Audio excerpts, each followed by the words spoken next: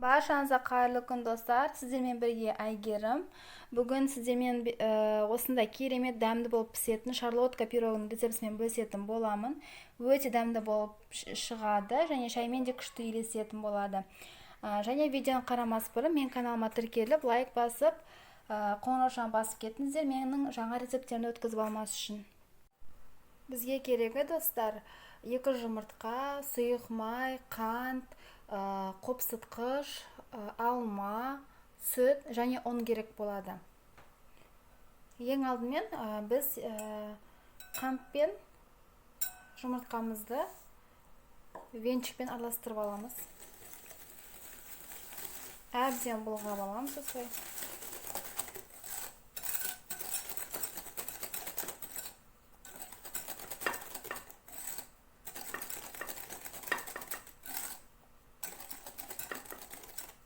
Және де осыған сүтімізді қосамыз. Сүтіміз температурасы маңызды емес. Жылы болса да бола береді, суық болса да бола береді.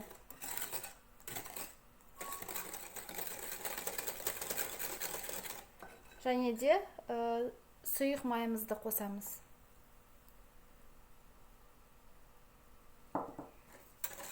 Тағы да араластырамыз. Енді біз қопсытқышымызды алып, ұнға қосып, араластырып жібереміз де. Ұнымызды қосып, араластырамыз енді. Біздің қамырымыз қатты қою болмау керек, және қатты сұйықты болмау керек. Осылай біртіндеп қосып отырасыздар.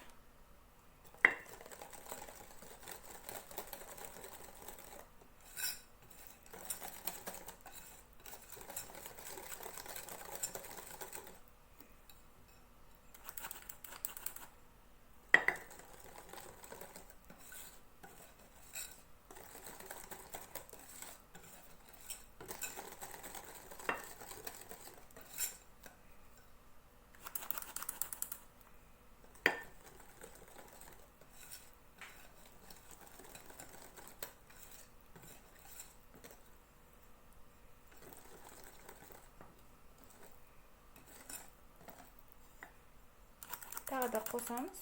Бізге қамырымыз әдемі болып шығу керек. Қаймақ сияқты болу керек.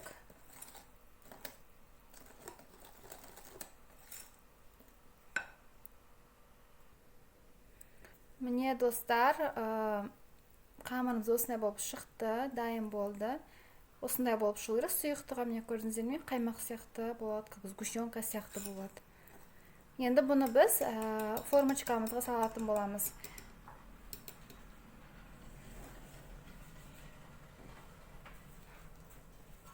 Менде мұндай формочка, диаметрі 26 сантиметр. Мен астына мынандай пергамент қағазын төсеп, қысамын. Сонда асты жабыспайды бізде.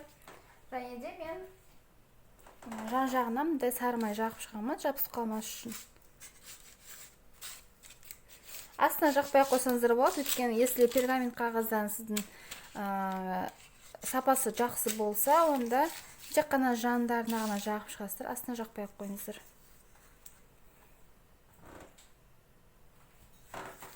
Жағып шықтым. Енді жаңағы қамырымызды осыған құятын боламыз.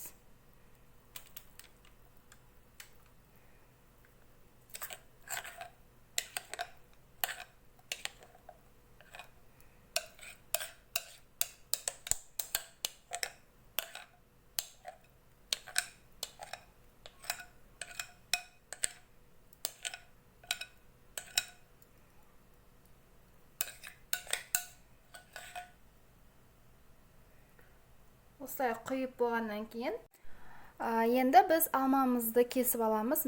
Негізі алмаларыңыз үлкен болса, бір алмада жетіп қалады.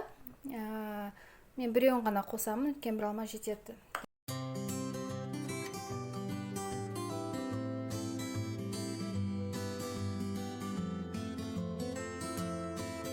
Міне достар, мен алмаларымды кесіп алдым. Осылай кесіп аласыздар. Енді мен жаңағы қамырыма үстіне қойып шығатын боламын. Былай қойып шығасыздар.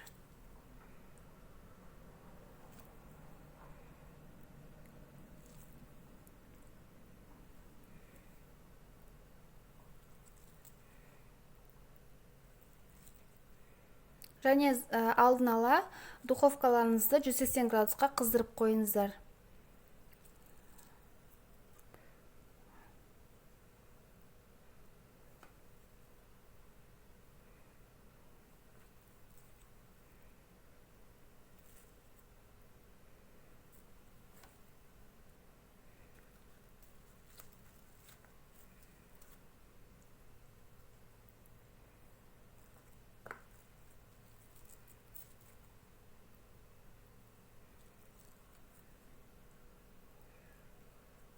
Осылай тізіп шығасыздар.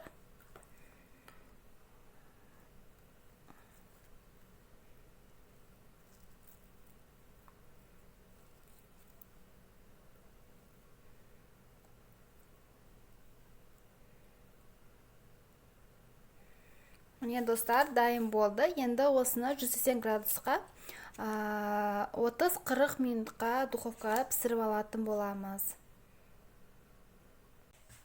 Міне достар, біздің пирогымыз дайын болды.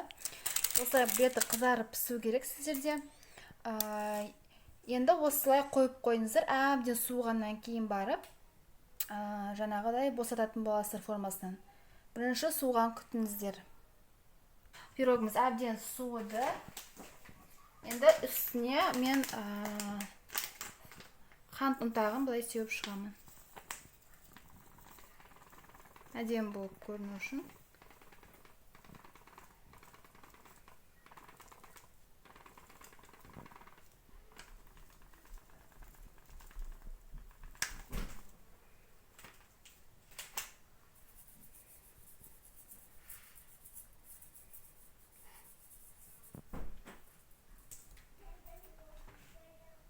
Пирогымыз дайын болды. Өте дәмді, өте керемет болып шығады. Осы рецептпен міндетті түрде дайындап көріңіздер. Және де рецепт ұнаған болса, мен каналыма тіркеліп, лайк басып, комментарийға жазып кетіңіздер. Назарларыңызға көп-көп рахмет. Сіздермен болған Айгерім.